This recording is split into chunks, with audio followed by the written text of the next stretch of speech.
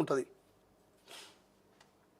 ఇక మామ అల్లుడి మంతనాలు 3 గంటలు ఎర్రవల్లి ఫామ్ హౌస్లో కేసీఆర్ హరీష్ రావు భేటీ, కాళేశ్వరం కమిషన్ నోటీసులపై సుదీర్ఘంగా చర్చ, విచారణకు వెళ్లాలా వద్దా అని ముచ్చట, ప్రాజెక్టుపై పవర్ పాయింట్ ప్రజెంటేషన్, ఇక ఎల్ఎన్టీ చేసిన ప్రకటనపై డిస్కషన్ అట. ఎర్రవల్లిలో ఫామ్ హౌస్లో బీఆర్ఎస్ అధినేత కేసీఆర్, మాజీ మంత్రి హరీష్ రావు భేటీ, ఇక కాళేశ్వరం కమిషన్ ఇచ్చిన నోటీసులపై దాదాపు 3 గంటల పాటు చర్చించారు. విచారణకు హాజరు కావాలా వద్దా అన్న దానిపై మామాలుడు మంత్రాలు జరిపారు. కమిషన్ ఏర్పాటు నుంచి ఇప్పటి వరకు జరిగిన విచారణ తీరుతెన్నులపై కేసీఆర్ సమీక్షించారు. జూన్ 5న కేసీఆర్, 9న హరీష్ రావు హాజరుగానికే సిద్ధమయ్యారట. సో ఇక నేను కొత్తగా చెప్పాల్సిన అవసరం లేదు. మామ అల్లుళ్ళు కేసీఆర్, హరీష్ రావులు ఇప్పటికీ ఈ కాళేశ్వరం కమిషన్ నోటీస్ ఇచ్చిన తర్వాత 3 సార్లు ఏం భేటీ అయ్యారు.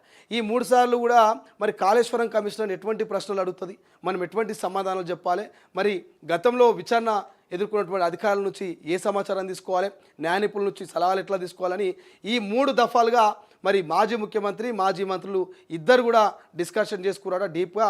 మరి నిన్న మొన్న భేటీలో మనం చూస్తూ ఉంటాం. నిన్న భేటీ అయ్యే దాంట్లో మాత్రం 4 గంటల పాటు ఎర్రవల్లి ఫామ్ హౌస్లో మరి కేసీఆర్తో హరీష్ రావు మాట్లాడిరట.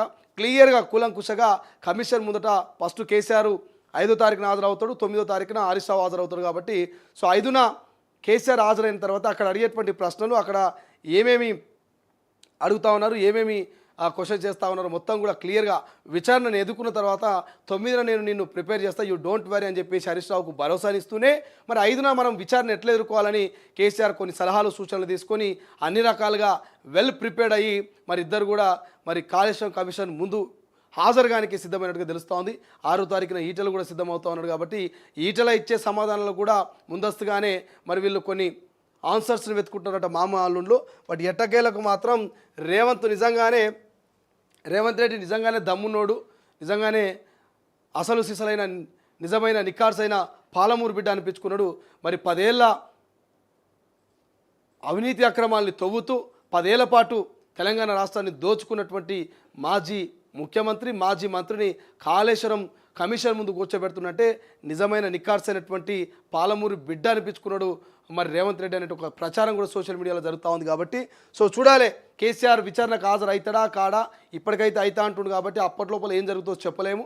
బట్ హాజరైతే ఎటువంటి ఆన్సర్స్ చెప్తాడు, ఎటువంటి చర్చ జరుగుతుంది, ఎటువంటి పరిణామాలకు దారితీస్తుంది అనేది మనం భవిష్యత్తులో చూడాల్సిన అవసరం ఉన్నది. ఇక అన్నదాతకు వరాలు, 14 పంటలకు మద్దతు ధర